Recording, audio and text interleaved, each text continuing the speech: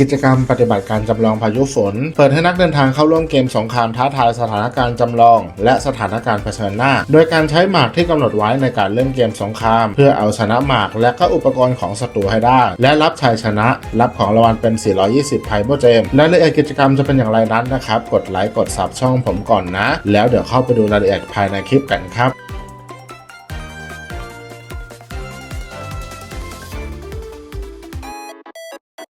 สามารถสนับสนุนช่องผมได้ด้วยการกดไลค์และกด Subscribe หรือว่าจะส่งเป็นซุปเปอร์แชทก็ได้เช่นเดียวกันนะครับ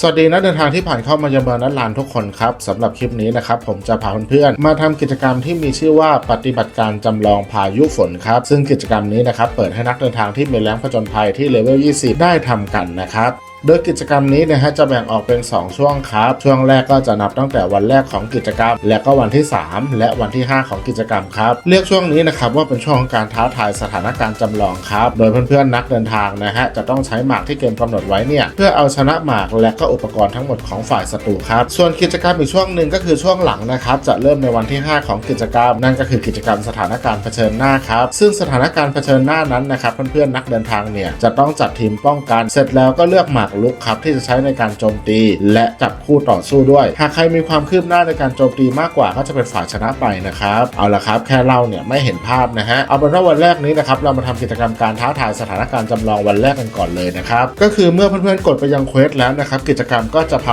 เพื่อนๆเนี่ยไปยังเมืองฟอนเทนครับโดยเพื่อนๆนะฮะจะได้เจอกับทูเลนนาสมาชิกของทีมลาดตระเวนพิเศษครับและก็อิงเฮียนนี่ผู้ฝึกสอนของกรมการปกครองครับซึ่งทั้งสองนะฮะกำลังทำการทดลองสงครามบนโต๊ะครับเพื่อจำลองสถานการณ์ของทีมลาดตระเวนพิเศษที่อาจจะต้องเจอกับอุปสรรคต่างๆนั่นเองหลังจากนั้นนะครับเพื่อนๆก็กดเพื่อเล่นเกมได้เลยครับ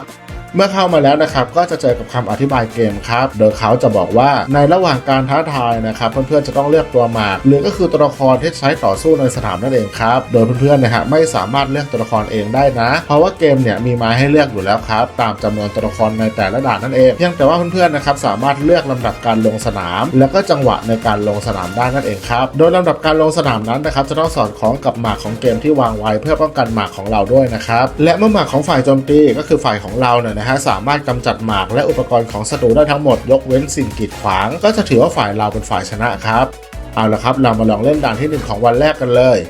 เมื่อกดเข้ามาแล้วนะครับเกมก็จะแสดงรายละเอียดของศัตรูและก็หมากของเราให้ดูก่อนด้วยนะครับเราก็สามารถวางแผนการลงหมากได้ถูกต้องนั่นเองหลังจากนั้นก็กดเริ่มเพื่อเข้าเกมได้เลยครับ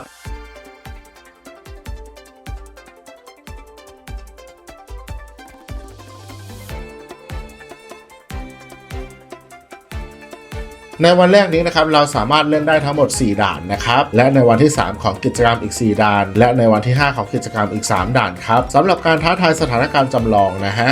ส่วนวันที่5นะครับเกมก็จะปลดล็อกการท้าทายสถานการณ์เผชิญหน้าครับ